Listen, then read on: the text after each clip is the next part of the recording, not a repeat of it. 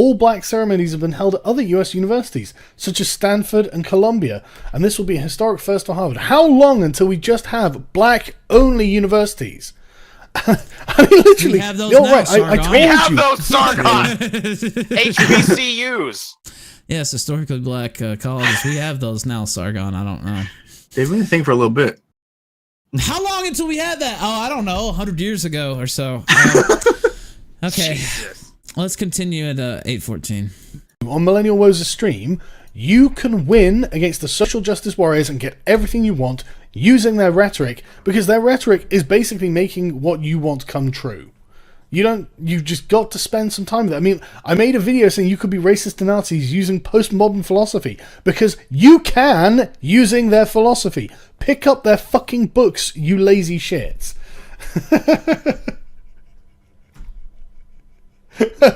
They're not going to do it, obviously. It's all Jewish. I'm not joking, it is. The event was crowdfunded by students who raised $27,000 just to be away from whitey. Okay. Oh, that's commitment, isn't it? Literally, we need a thing with no white people. It's going to cost $30,000. Sorry, we can do it. We can make that happen. We care that much about this. This is an opportunity to celebrate Harvard's black excellence and black brilliance, Michael Huggins told The Root website. Ah yes, The Root, the most impartial website when it comes to dealing with the black community. Mr. Huggins, it's a great surname, who graduated with a Master's in Public Policy from the Harvard Kennedy School, added, "It's an event where we can see each other and our parents and our family can see us as a collective, a whole group, a community, a bloody bunch of socialists, isn't it? Really? I mean, why don't you guys move to Africa? Honestly, I'm really curious, right? If you can't stand to be around white people, if you need to be away from white people, and to have, like, yourselves reflected in each other's faces, so you don't see any whiteys around, you just got black people. There is a fucking continent filled with black people who are crying out for human capital. People with master's degrees in public policy, or business education, or something like this. Black people moving back to Africa with all of these skills that they'd appropriated from the colonizers would probably do Africa a world of good. And you'd go back there and you'd be effectively like kangs yourselves, you know. I mean, you're going to be walking to the top jobs, you're going to have the best houses, and you're probably going to go over there with such a nice wealth of money just from your own personal savings that will go a lot further in these countries.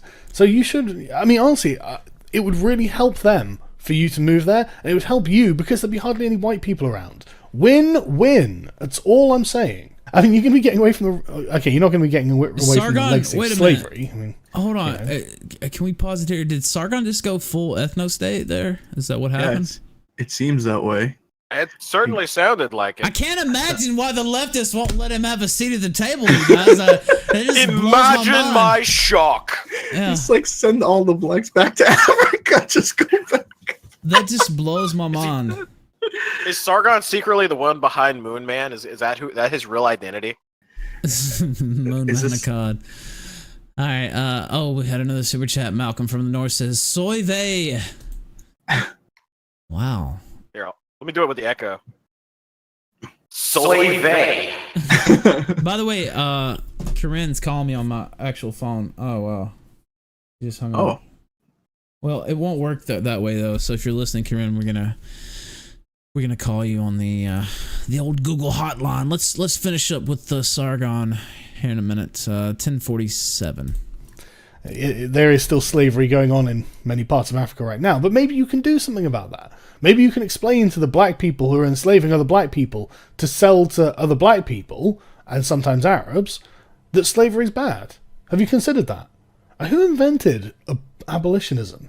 It must have been a black person. The black graduation event comes at a time of heightened student activism in response to racism on college campuses. All the more reason to leave. I mean, all the racism you'll find in Africa is just against white people, and that's okay, apparently. Washington, D.C. University has recently launched an investigation after racist messages were found scrawled across bananas scattered on the campus. Terrible. How did you get by? What happened? How many people were injured, just out of interest? Because white farmers are actually being genocided in South Africa. Maybe you should just go there and cheer that on. Why does he hate the Maybe we can do alt-right some so sort of much? population swap. Honestly, now that I say it, it's not the stupidest idea in the world, is it? It solved a lot of fucking problems. Maybe MLK was wrong. Obviously, I don't think that, but I mean, someone's going to clip that out of context, obviously. But no, seriously though, like, Don't clip that. if you guys just genuinely hate white people, just fucking move to Africa. You can do it. You have the resources. You have the education. You're going to be a fucking star in Africa as well. All these black people will love you. No, seriously, moment- I don't get, like, he hates the alt-right, but that was pretty much full alt-right there at the end. I don't know. Seems to be a personal. It's more of about personal hatred, like, you know. Could it be about optics, perhaps? Maybe he just doesn't like the bad optics. Go back to Africa. N-words is what somebody put in the chat. I mean, that's a fair summation of what he said there. Adolf Hogg says, if Sergeant, I think he meant Sargon. Sergeant, I how think about Sargon. Sargon? Is that what they're doing? It says Sergeant, though. Sergeant, I don't know, whatever. If Sargon doesn't belong to the alt-right, then why was he at the Day of Freedom rally in England? I don't know, but certainly don't clip that part about MLK. That would be wrong. Don't clip that, and don't send it to me so we can play it at the beginning of the show.